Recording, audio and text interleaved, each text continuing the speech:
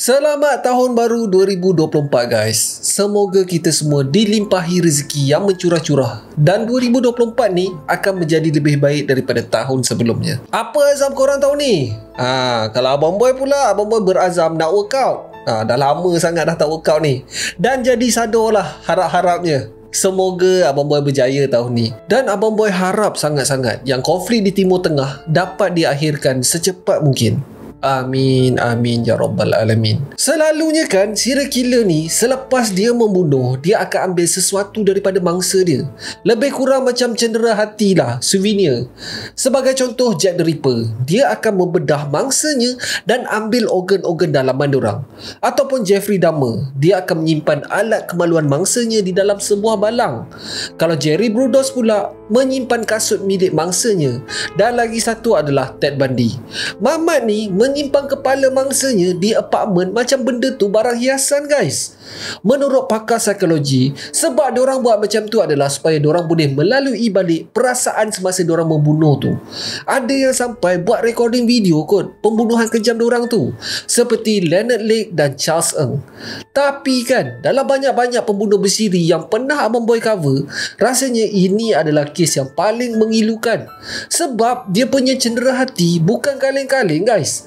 Dia punya bangsa tak ramai tau, tetapi dia punya collection, memang seramat. Kalau korang nak tahu apa yang dia collect, korang sabar jap. Kita roll the intro dulu.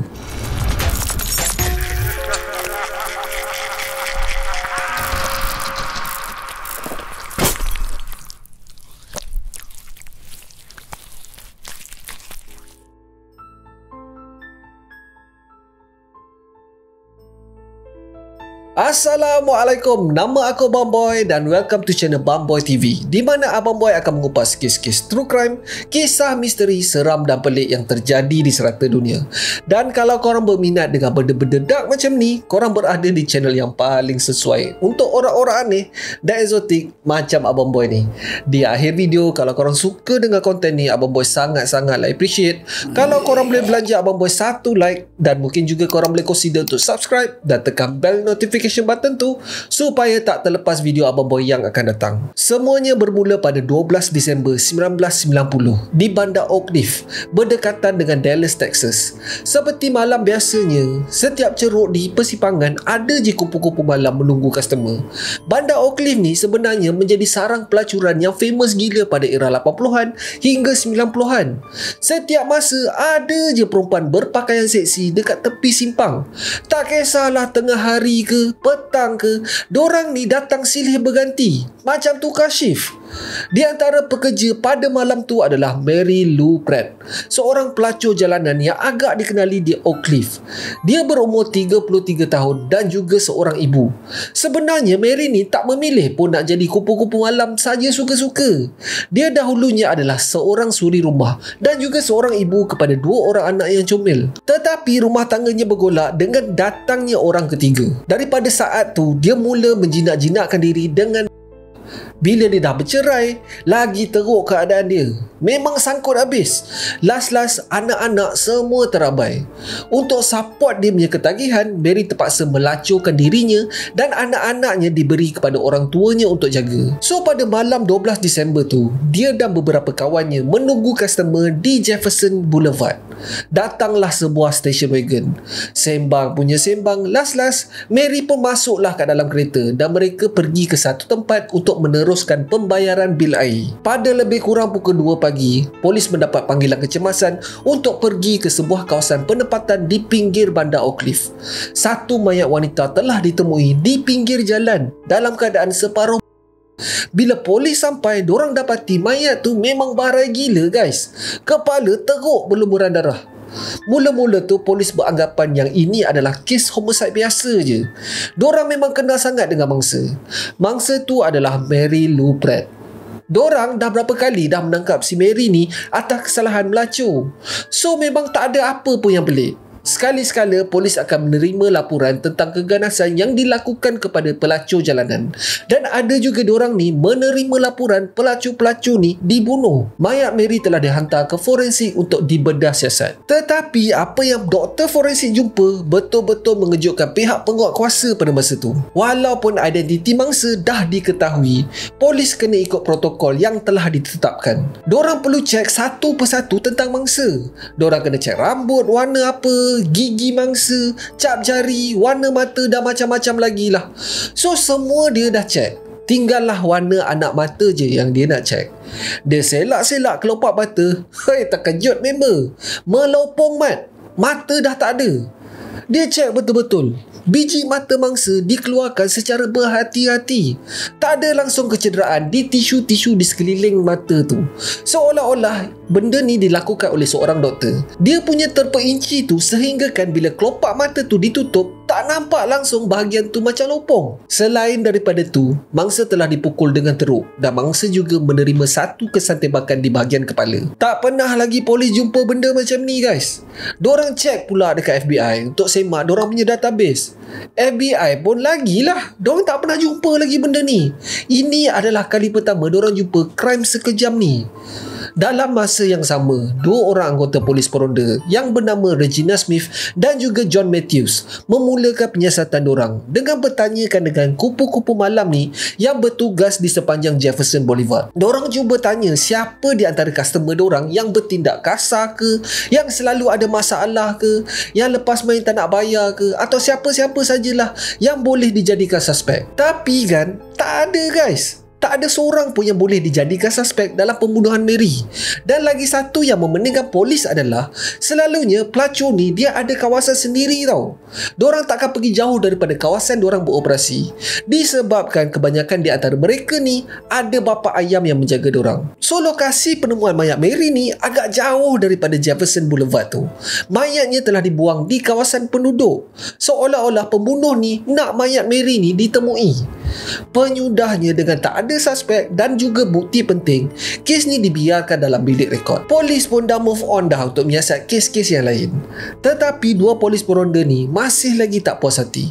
Regina dan juga John memang baik gila dengan pekerja jalanan ni semua. Boleh dikatakan hari-hari diorang akan bertegur siapa dengan pelacur-pelacur ni dan bertanyakan tentang Mary. Sampailah pada suatu hari, 2 minggu selepas mayat Mary ditemui, seorang pelacur yang bernama Veronica Rodriguez memberitahu yang dia mungkin tahu siapa sebenarnya suspek. Veronica ketika ditemui mempunyai kesan jahit di kepala dan juga di leher. Veronica mengatakan yang dia nyaris dibunuh pada satu malam oleh salah seorang daripada customernya. Veronica sebenarnya ada bersama-sama dengan Mary tahu pada malam kejadian. Suspek telah menyerang kedua-dua mereka, tetapi Veronica bernasib baik disebabkan dia duduk dekat seat belakang dan sempat melompat keluar daripada kereta. Kecederaan yang dialami itu adalah disebabkan melompat daripada luar kereta yang masih bergerak laju. Dia menyurut di dalam sebuah parit semalaman dan kemudiannya diselamatkan oleh seorang lelaki yang membawanya ke hospital. Regina dan John escort Veronica ni ke balai untuk membuat laporan dan bagi tahu apa saja info tentang suspek. Veronica buat report. Dia bagi tahu semua benda lah. Macam mana rupa suspek ni naik kereta apa dan sebagainya. Tetapi yang peliknya, pegawai atasan mengatakan yang report tu adalah report palsu. Disebabkan Veronica ni pula satu hal. Dia memang dikenali di dalam balai tu sebagai seorang penagih. Dan Veronica sendiri mengaku yang dia berada di bawah pengaruh semasa kejadian. 2 hari selepas tu sedang pegawai polis John dan juga Regina meronda-ronda di Jefferson Boulevard. Mereka ternampak Veronica di dalam sebuah kereta di tepi simpang yang gelap. Diorang teruslah serbu. Buka-buka je pintu. Tengok-tengok si Veronica ni tengah servis seorang lelaki. Mengikut undang-undang, memang menjadi kesalahan untuk melanggar pelacur. Tetapi bila polis tangkap lelaki tu, Veronica ni menjerit-jerit. Dia cakap lelaki itulah yang menyelamatkan nyawanya pada malam kejadian.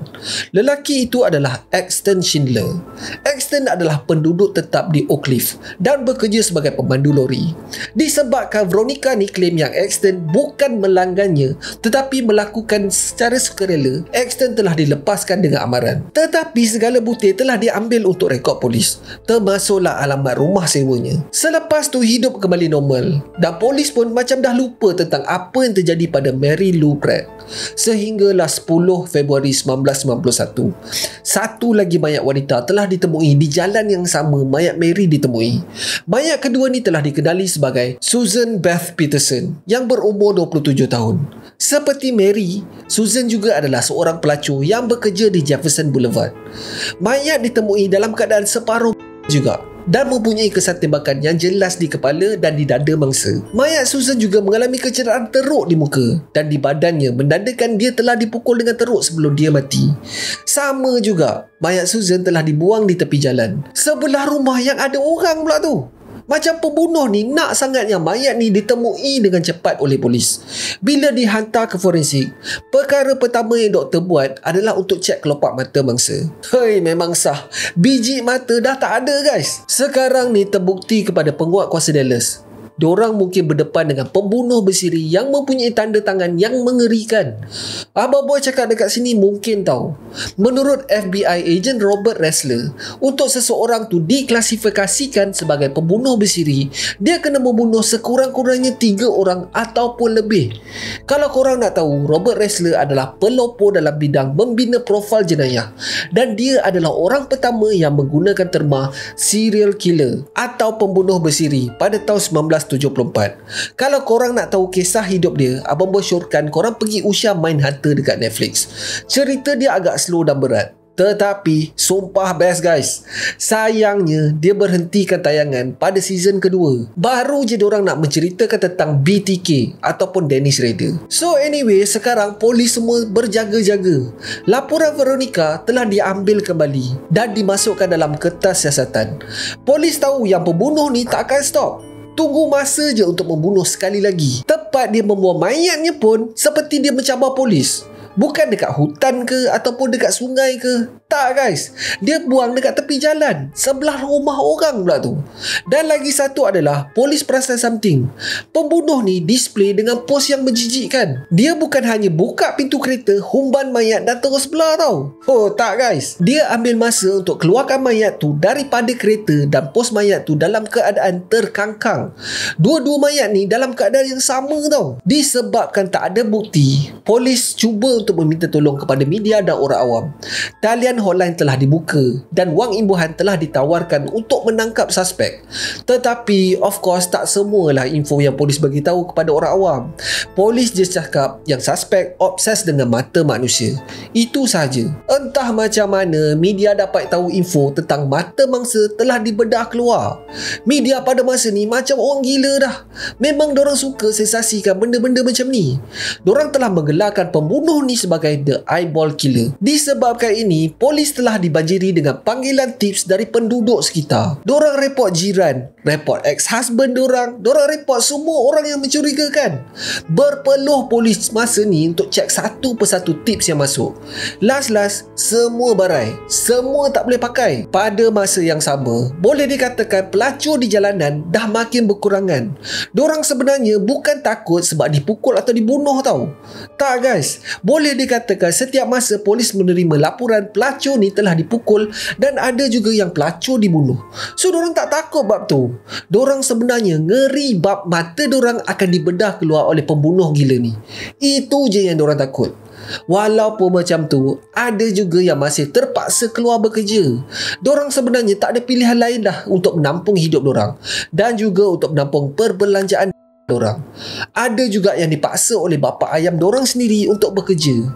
Disebabkan apa yang terjadi ni telah disensasikan oleh media, polis sebenarnya risau yang ada kemungkinan pembunuh ni menukar modus operandinya untuk mengelirukan kesiasatan. Tengok-tengok memang betul, guys. Betul-betul sebulan selepas penemuan mayat kedua, satu lagi mayat telah ditemui di kawasan penduduk. Sama juga, kedua-dua mata telah dikeluarkan dan mangsa ada kesan tembakan di kepala. Tetapi yang peliknya adalah, kali ini mangsa adalah seorang wanita berkulit hitam. Mangsa telah dikenal pasti sebagai Shirley Williams yang berumur 45 tahun, yang juga bekerja sebagai kupu-kupu malam. Kenapa Abang Boy cakap pelik? Selalunya kalau kita cakap dengan jenayah seksual ni, pilihan mangsa selalunya mempunyai ciri yang sama. So dalam kes ni, pembunuh ni tiba-tiba menukar ciri mangsanya daripada wanita berkulit putih kepada berkulit hitam. Dan lagi satu perbezaan yang ketara adalah mangsa-mangsa sebelumnya ditemui dalam keadaan separuh. Tetapi untuk mayat Shirley ni, dia langsung tak berpakaian guys. Pembunuh ni kelihatan makin berani mencabar polis. Kalau dulunya pembunuh ni hanya meletakkan mangsanya di sebelah jalan yang gelap, tapi kali ni mayat Shirley diletakkan di hadapan sebuah sekolah guys. Dia nak budak sekolah tengok mayat orang mati. In fact, budak-budak sekolah lah yang first jumpa mayat tu.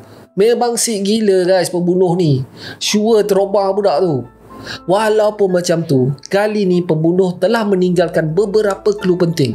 Terdapat luka di mata mangsa menandakan yang pembunuh ni cuba untuk mengeluarkan mata mangsa dalam keadaan gopoh. Kerja dia dah tak clean macam sebelumnya. Bila forensik check dengan lebih lanjut, di mata kiri mangsa terdapat sepihan bilah pisau yang digunakan.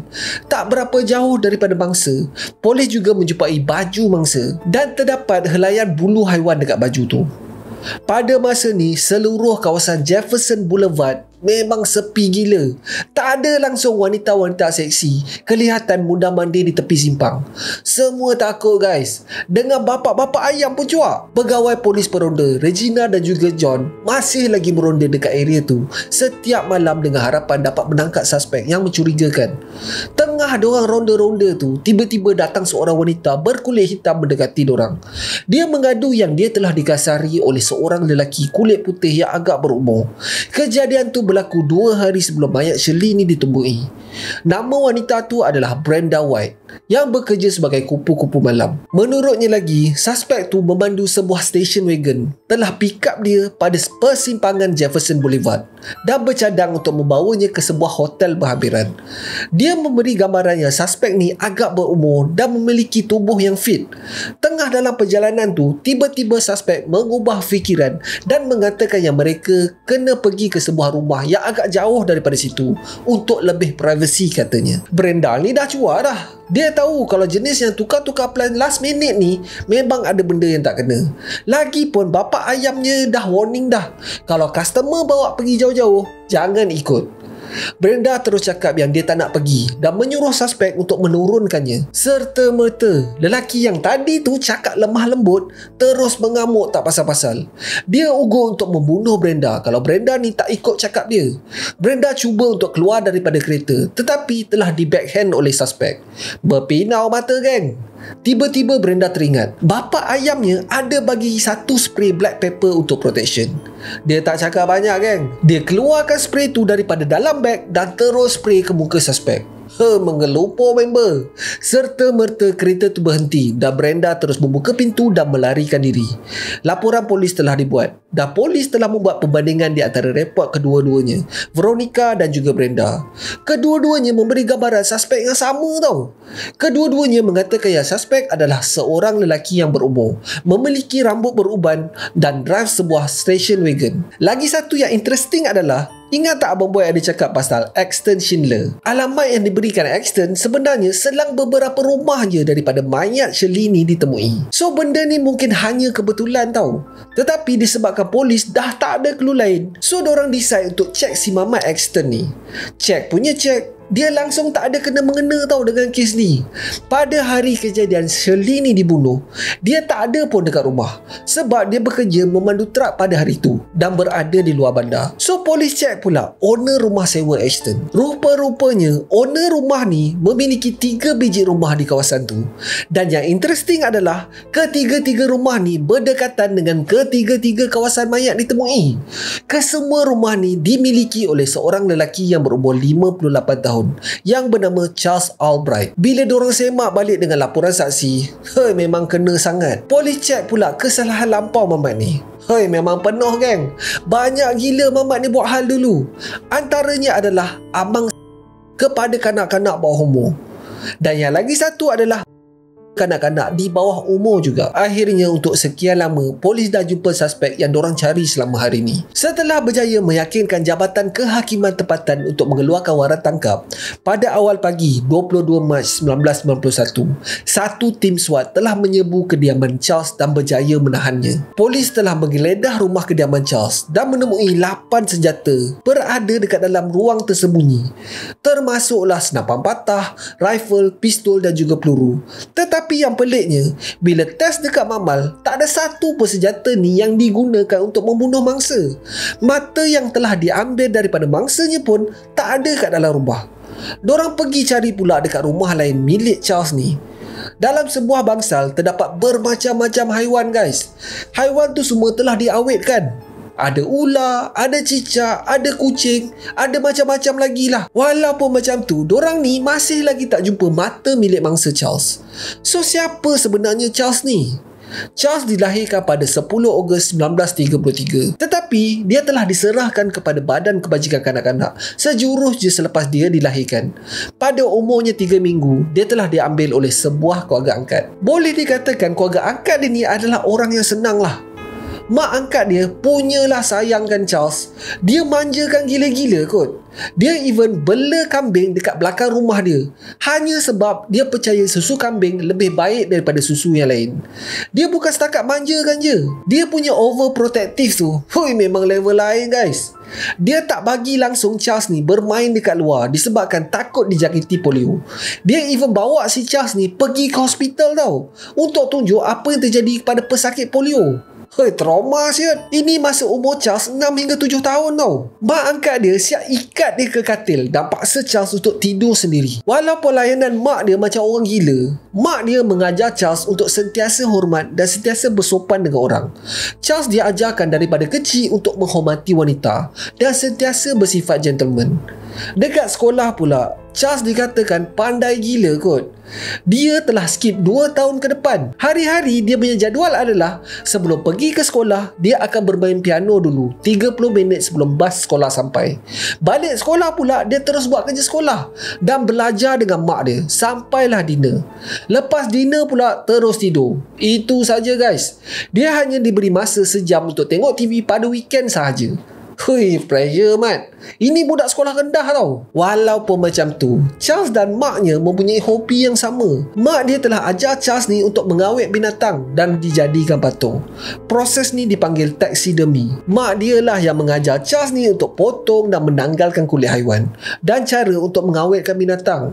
Hobi inilah yang dibawanya sampai ke tua. Bila Charles meningkat remaja pula, ada sesuatu yang berubah dalam diri dia. Dia yang dulunya hanya mendengar cakap mak je, dah mula memberontak. Dia start mencuri barang dan juga bergaduh dengan orang. Berapa kali jugalah dia telah disumbatkan dekat dalam penjara selama beberapa hari. Dia pernah ditangkap dan dibicarakan atas kesalahan merompak 3 buah kedai dengan kawan-kawan kolej dia. Pada hari perbicaraan, mak dia bertindak sebagai peguam bela kepada Charles. Dia merayu-rayu kepada hakim untuk memberi peluang kepada Charles dan menyalahkan kawan-kawan Charles memberi pengaruh buruk kepada anak kesayangannya. Dan bila hukuman dijatuhkan ke atas Charles, maknya sendiri volunteer untuk menjalankan hukuman tu menggantikan Charles. Gila mak macam ni weh. Punyalah manjakan anak sampaikan macam tu sekali. Lepas Charles ni dibebaskan, dia melanjutkan pelajarannya di kolej tempatan dan dia berjaya dalam semua subjek yang diambil. Macam abang boy cakap lah, dia memang padu buat belajar. Sukan pun dia tapau tau. Bertubuh tinggi dan fit, dia menjadi pemain basketball dan juga American football pada masa yang sama. Rata-rata kawannya describe Charles ni sebagai seorang yang disenangi dan dia ni suka buat lawak. Tetapi dia punya lawak ni agak dark sikit. Ada sekali tu kawannya baru lepas break up dengan awetnya. So si Charles ni, dia pergi fotostatnya gambar ex mamat ni banyak-banyak. Lepas tu dia potong part mata. Dan tak cukup dengan tu, dia pergi lekatnya pula mata awet baru mamat ni dekat gambar ex. Korang faham tak? So dia print gambar ex mamat ni, dia potong part mata dan part mata tu digantikan dengan mata awet baru mamat ni. Kau faham tak? Harap korang faham lah ya. Abang Boy pun pening nak explain macam mana. So anyway, gambar-gambar tu telah dilekatkan dekat semua tempat. Dekat ceiling, atas katil mamat tu, dekat dinding, dekat toilet pun ada. Satu dom penuh dengan gambar Minah tu. Semua orang merasakan yang benda tu lawak. Tetapi sebenarnya, Charles ni menyimpan satu obsesi dengan mata manusia. Tamat je college, dia terus berkahwin dengan cinta hatinya yang dia kenal di college. Dia kemudiannya mendapat satu kerja mengajar di sebuah sekolah menengah di Arkansas. Tapi tak sampai setahun guys, dia telah diberhentikan kerja disebabkan dia apply jawatan cikgu tu dengan menggunakan sijil palsu. Dia pindah balik ke Oak Cliff dan isterinya mendapat pekerjaan sebagai cikgu. Dan Charles pada masa ni bekerja sebagai freelance product designer. Banyak jugalah job dia. Dia jual design untuk model kapal terbang, menjadi designer untuk produk elektronik dan macam-macam lagi lah. Ada sekali tu dia mendapat job daripada kawannya untuk melukis sebuah portrait. Kawannya dah bayar dah, tetapi berminggu-minggu masih tak siap-siap. Bila kawan dia tanya, Charles dia cakap, gambar tu nak siap dah, tetapi ada beberapa detail yang susah dia nak lukis. Last bila dah tak tahan sangat, member dia pun pergilah ke rumah Charles. Memang betul, lukisan tu memang lawa gila. Subjek lukisan tu adalah isteri member dia. Tetapi ada satu detail yang Charles ni gagal siapkan, iaitu pada bahagian mata. Pada tahun 1974, Charles telah bercerai disebabkan si Charles ni telah ditangkap mencuri $100 daripada sebuah supermarket. Dia telah dijatuhkan hukuman 2 tahun. Tetapi yang peliknya, dia telah dibebaskan tak sampai 6 bulan guys, disebabkan dia berkelakuan baik dekat dalam penjara. Pada tahun 1981, dia telah dituduh anak jiran yang berumur 14 tahun. Dia mengaku bersalah dan diberi tempoh 6 bulan probation sahaja. Pelik mat. Abang Boy tak tahu sangat undang-undang kat sana. Tetapi kalau dekat sini lah, memang masak Mamat Charles ni. Memang ke dalam lah, senang cerita. Silap hari bulan, dia memang kena palam hari-hari kat dalam penjara. Tetapi itulah, dekat sana dia bebas dan hukuman dia hanya probation je. Tak tahulah. Pada tahun 1985, Charles telah bertemu dengan seorang wanita yang berumur separuh lebih muda daripadanya, yang bernama Dixie. Pada masa ni, Charles mendapat kerja part-time menghantar surat khabar pada awal pagi. Pada masa inilah yang polis suspek dia pergi melawat kupu-kupu malam dan melanggan mereka. Daripada luar, Charles ni dikatakan biasa sangat. Dia disenangi oleh semua orang di sekelilingnya dan tak pernah ada masalah dengan jiran-jiran. Dia juga adalah salah seorang pemain baseball untuk warga emas di penempatannya. Salah seorang daripada teammate dia adalah ketua bahagian forensik yang bernama Dr. Irving Stone. Masa mula-mula Dr. Irving ni dapat tahu, terkejut beruk dia. Dia tak sangka langsung yang kawan yang dikenali bertahun-tahun adalah pembunuh bersiri yang diorang cari. Dalam bilik soal siasat pula, daripada mula, Charles tak mengaku langsung. Dia siap cakap yang dia tak pernah melanggan pelacur seumur hidupnya. Berjam-jam di soal siasat, sikit pun dia tak goyang man. Sebab korang tahu kenapa tak? Polis tak menemui apa-apa bukti yang boleh mengaitkan Charles dengan mangsa pembunuhan. Even senjata yang digunakan pun polis tak jumpa. Apa yang ada hanya 2 statement daripada 2 orang saksi yang terang-terang adalah kupu-kupu malam dan juga penangin. Pendek cerita, apa yang polis ada hanya bukti keadaan je. Pada kawasan mayat mangsa ketiga, iaitu Shirley Williams, forensik telah menemui beberapa helai bulu pada jaket mangsa. Bulu tu pula sama dengan apa yang polis temui dekat dalam rumah Charles. Bila selidik punya selidik, bulu tu adalah bulu kepada tupai yang Charles dah awetkan dan dijadikan patung. Itu je guys. Itu je bukti yang diorang gunakan dalam perbicaraan pada awal sampai ke sudah. Charles tak mengaku bersalah pun atas kesemua pertuduhan ke atasnya. Dia mengatakan yang dia langsung tak pernah jejak kaki pun dekat Jefferson Boulevard selain daripada menghantar surat khabar. Walaupun kes ni agak goyang, dengan hanya menggunakan bukti keadaan je, Charles telah didapati bersalah atas pembunuhan Shirley Williams. Dia sangkut satu je guys. Yang lagi 2 tu secara official masih belum selesai. Tetapi pusing ikut mana pun lah, rata-rata menganggap yang Charles lah pembunuh yang bertanggungjawab ke atas ketiga-tiga bangsa. Charles telah dijatuhkan hukuman penjara sepanjang hayat tanpa peluang untuk diperol. Sampai ke sudah, dia langsung tak mengaku bersalah. Dekat dalam penjara pun, Charles ni masih lagi meneruskan dia punya obsesi. Di dinding sel tahanannya penuh dengan mata-mata model yang telah dipotong daripada majalah dan juga lukisan mata perempuan. Dia telah reject setiap permohonan untuk ditemu bual oleh media, dan selama dia dekat dalam penjara, tak ada seorang pun yang datang melawat. Dia tak pernah mention kenapa dia sangat obses dengan mata orang, dan apa yang dia buat dengan mata bangsanya pun kita tak akan tahu. Sebabnya adalah Charles Albright telah meninggal dunia pada bulan Ogos tahun 2020 pada umurnya 87 tahun. So, apa pendapat korang? Adakah korang rasa yang dia ni adalah seorang pembunuh bersiri? Ataupun dia hanya seorang lelaki yang mempunyai obsesi tentang mata? Korang kena tahu dia didakwa tanpa bukti yang kukuh pun.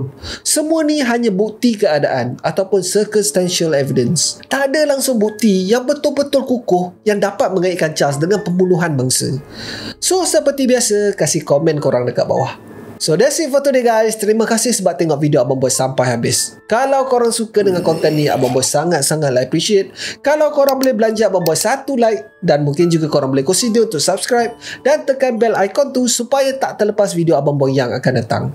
So akhir kata, jangan nakal-nakal, be awesome, stay creepy. Assalamualaikum.